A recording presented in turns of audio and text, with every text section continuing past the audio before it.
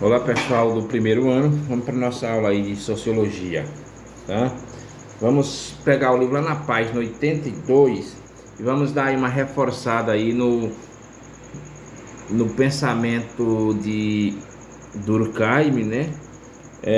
Onde tem assim, ética e mercado. Primeira coisa, gente, olha, quando nós falamos desse conceito, ética, geralmente é um conceito hoje, é uma palavra hoje, vamos dizer assim, que é muito utilizado, tá? Que é muito utilizado e muitas vezes as pessoas usam essa palavra ética fora de um contexto, ou muitas pessoas não sabem muito o que significa a palavra ética, a atitude ética, tá? Porque ética é, além de tudo, uma atitude diante do mundo, diante das coisas. É a forma como eu me comporto. Eu me comporto eticamente ou antiético. Todas as minhas ações, ela pode ser avaliada se for uma ação ética ou não, tá? Então a gente utiliza muito esse termo, muitas vezes sem nem saber realmente o que significa. Então o que acontece? Vamos imaginar, em uma sociedade existe um conjunto de normas, de regras que a gente tem que obedecer. São os chamados valores, tá? Toda sociedade tem seus valores. E esses valores, nós podemos chamá-los de moral. Então é aquela história, olha, isso é me permitido fazer, isso não é permitido fazer. Então, e o que isso tem a ver com ética? Vamos lá, vamos entender. Então, quando eu sou educado, tá, dentro de uma sociedade, eu pego todos os costumes daquela sociedade. Eu vou ser membro daquela sociedade porque eu me comporto respeitando os valores que aquela sociedade diz que eu tenho que ter. E o que seria então ética? Diante desses valores que a sociedade disse que eu tenho que respeitar, é onde vai entrar a questão da ética, ou seja, o que é diante dos valores. Se eu os respeito, o meu comportamento está sendo um comportamento ético. Mas por outro lado, se eu não os respeito, meu comportamento está sendo antiético. Ética é o bichinho da consciência. Mesmo o não ético é mesmo quando ninguém está vendo o que você está fazendo, mas você faz aquilo e você imagina, se alguém visse isso, eu ficaria com vergonha. Então isso é ética. Isso aí é a consciência denunciando que aquela atitude sua é uma atitude antiética. Por quê? Porque a sociedade diz que você não pode fazer aquilo. Entenderam o que é? Então, por isso que ética é um comportamento diante da sociedade que eu vivo. Eu respeitar os valores da sociedade em que eu vivo, tá? E vamos ver essa relação aí que Durkheim levanta entre ética e trabalho. O que diz aí? Porque vocês sabem que esse livro que vocês utilizam, ele é todo baseado naquele filme que a gente viu em aulas passadas, né, Os Tempos Modernos. Que de uma certa forma é todo baseado na questão do trabalho. Então vamos lá, o que diz aí? Então diz assim, ética e mercado. Lembrando que aqui é um pensamento de Emile Durkheim, tá bom? Vamos lá. Diz assim, os seres humanos são naturalmente egoísta. Vocês sabem o que significa essa palavra egoísta? A palavra egoísta vem de ego. O que seria ego?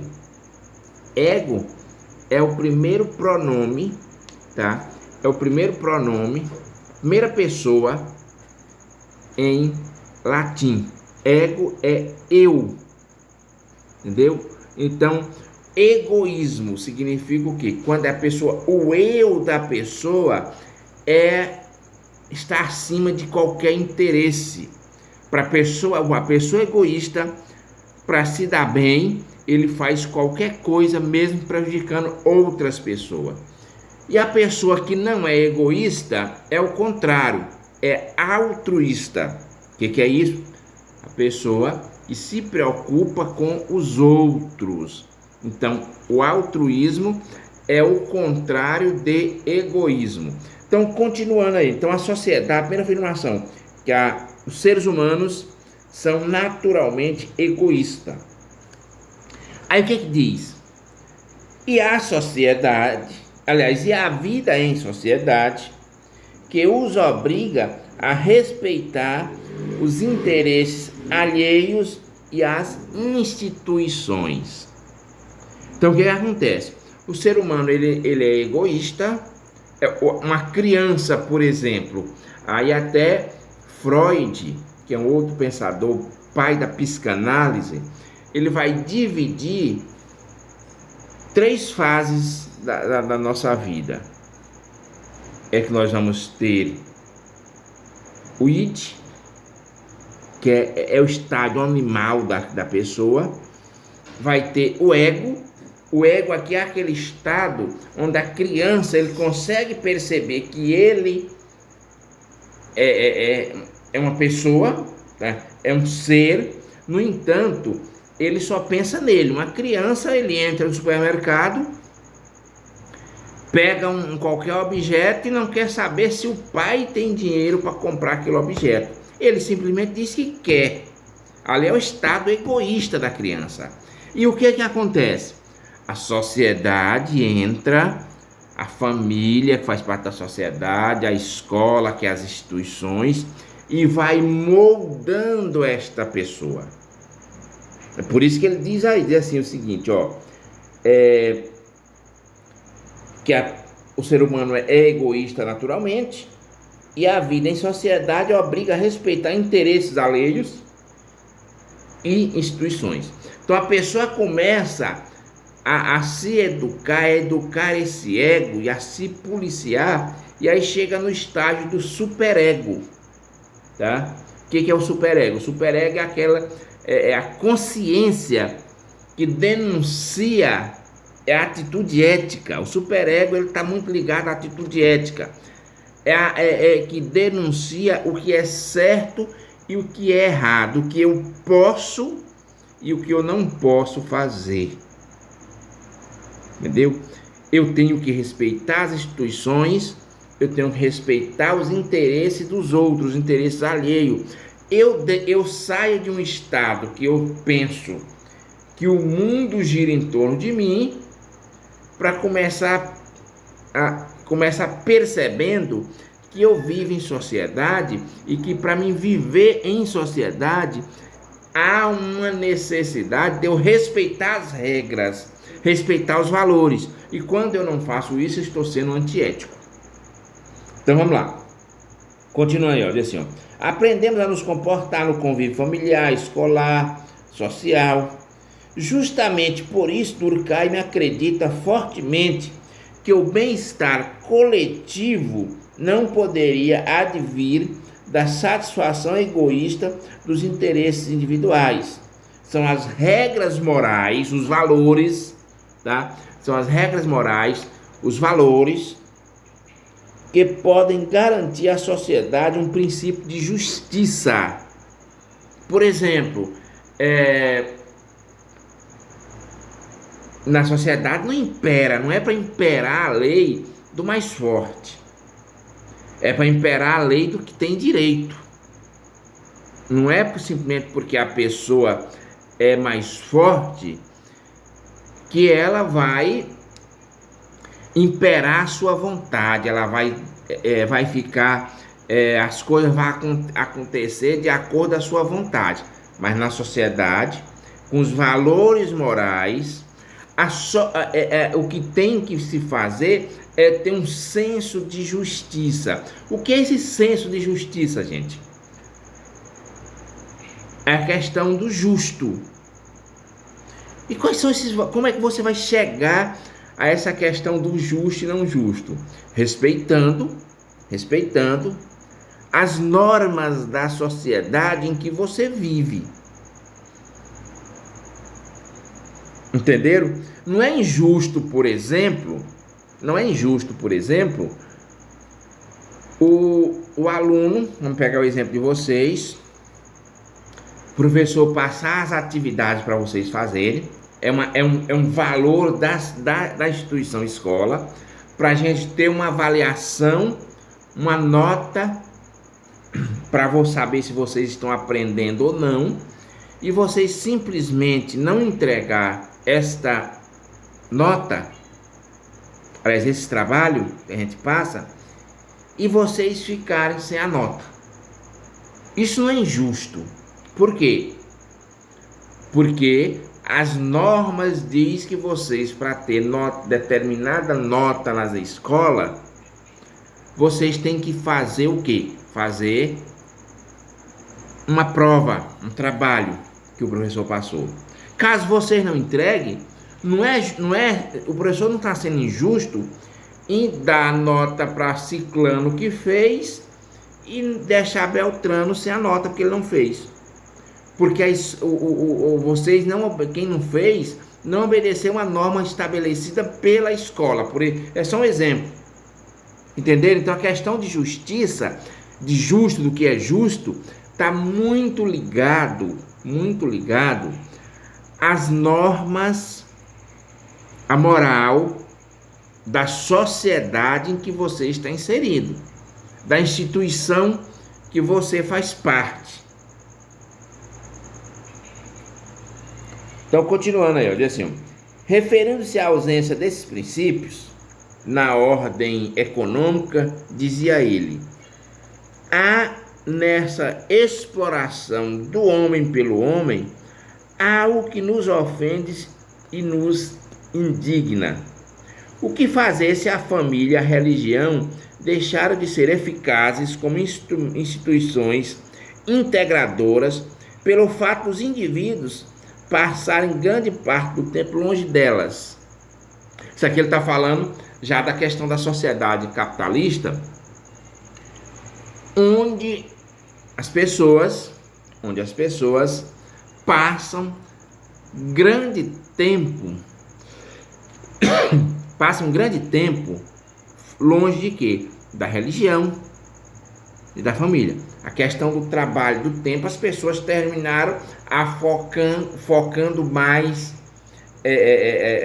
a sua vida, o seu tempo para a questão do trabalho e ficando um pouco afastado da família e da religião. Então a família e a religião, ela vai perdendo espaço para o mundo do trabalho. Aí vamos ver o que diz aí, ó. Diz assim, ó. Segundo Durkheim, devemos voltar a atenção para o mercado de trabalho e de trocas. Afinal, é no ambiente de trabalho que homens e mulheres passam a maior parte do dia. E se todos, independentemente de origem, credo ou riqueza, precisam trocar bens e serviços para garantir sua própria sobrevivência, e durante o período de trabalho que perceberão claramente como é impossível viver sem a cooperação de todos. Então o que acontece? Então o que Durkheim defende? Ou seja, que as relações trabalhistas é quem vai dar o tom da sociedade. Por quê? Porque no mercado de trabalho é quando as pessoas passam a trabalhar realmente, quando as pessoas passam a ter o trabalho como um instrumento de sobrevivência, trocar sua força de trabalho por sua sobrevivência, é que eles vão perceber a importância que é o trabalho. E essa dimensão social que é o trabalho, ele vai ganhando importância também na vida social. Por quê? Porque a vida social das pessoas passam a ter grande parte, a maior parte do tempo dessa vida social vai ser as pessoas se relacionando com seus companheiros de trabalho, com seus colegas de trabalho, tá? Se você, principalmente nesse tempo, né? No tempo que Durkheim escreve isso aqui, que as pessoas, a jornada de trabalho era bem maior, então as pessoas passavam bem mais tempo no trabalho do que na igreja ou na família, que antes desse momento aqui que Durkheim está escrevendo, era exatamente religião e família que pautava a vida das pessoas. Depois não, trabalho, a vida em trabalho, ela vai ganhar bem mais importância.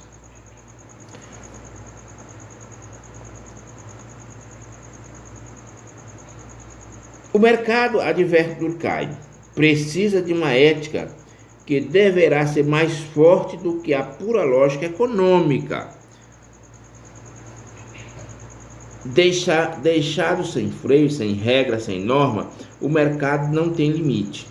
Tudo se vende, tudo se compra.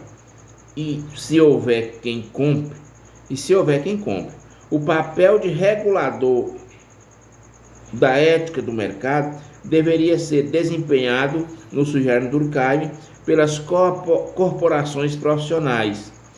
Olha, aqui eu vou fazer um detalhe. O que é que ele está dizendo aqui? Ou seja, que ele está vendo o mercado de trabalho ganhar um espaço. Por quê? Porque tudo ia virar mercadoria, tudo ia passar a ser vendido. E como realmente se constatou. Então, o que seria os reguladores? Aqui a gente, assim, as grandes corporações, que ele coloca aí, as grandes corporações, só procurando bem aqui o nomezinho para vocês terem uma ideia, mercado de limite e tal, corporações profissionais. Tira a questão da corporação profissional e bota assim, entidades de classes, que é a linguagem que nós utilizamos hoje. O que são essas linguagens de classes? Essas linguagens de classes são sindicatos. Porque o mundo capitalista era para ter esse contraponto, pessoal. Ou seja, era para ser bem claro na cabeça de vocês. Por isso que nós só temos uma aula de sociologia por semana e 300 de disciplinas que não dão consciência crítica para vocês. Tá? O que acontece? Era para vocês sair do ensino médio tendo a consciência de classe. A sociedade capitalista, ela só vai ter alguma mudança no dia em que cada classe tem a consciência da classe que pertence. Isso é fundamental para a gente entender a sociedade que nós vivemos. Então, Durkheim chama atenção para isso. Como é que a gente vai ser? As corporações, ou seja, nós somos trabalhadores. Não interessa, ó a lógica. A lógica é essa. Se você não é um grande capitalista, se você não tem milhares de funcionários, e se você tem que trabalhar para sobreviver, para se manter, você é trabalhador. Não interessa o seu salário. Você precisa trabalhar para sobreviver. O capitalista não. O capitalista, ele tem uma quantidade de recursos, uma quantidade de bens e capitais que daqui a assim 30 gerações a família dele não vai precisar trabalhar para sobreviver. Vamos imaginar esses grandes grupos, como o Grupo Claudino, aqui no Piauí, famoso, o pessoal chama de Armazém Paraíba, esses caras não precisam trabalhar para sobreviver. Se ele resolvesse hoje, assim, eu vou parar de trabalhar, eles não iam passar necessidade. No entanto, o trabalhador não interessa o salário que ele receba. Qual a diferença? Vamos buscar uma lógica. Qual a diferença de um trabalhador desempregado, que ganhava 30 mil, e de um trabalhador desempregado que ganhava um salário mínimo? Qual a diferença dos dois? Nenhuma. São dois desempregados. Tá vendo a diferença do trabalhador? Então não interessa o salário que ele receba. Se ele perder o emprego amanhã, depois de amanhã ele será um desempregado. E a vida do trabalhador, ele vive de acordo com a sua renda. Se ele perde essa renda, ele volta a ser pobre. Entendeu? Se ele já não era. Se é um cara que ganha 30 mil e perde o seu emprego, de um salário mínimo perde o emprego, os dois são dois desempregados e dois pessoas da classe trabalhadora. Então, a consciência de classe que Durkheim chama a atenção é essa, que as pessoas têm, que a ética trabalhista, que as pessoas têm que criar essa moral do trabalhador, que o trabalhador, ele não pode pensar que ele é da classe do patrão dele. Então, por isso, pessoal, o pessoal do ano passado já tem mais ou menos um pouquinho de familiaridade com as nossas aulas, com a sociologia, e o pessoal do primeiro ano que estão chegando agora, vocês têm uma aula de sociologia por semana, é para não impedir que vocês pensem, tá? Para impedir que vocês pensem. E tem uma disciplina que fulano de tal inteligente porque sabe, não é bem assim. Existe a escola também, lógico que é importante vocês estudarem, né? Mas a escola é um instrumento de alienação. Por quê?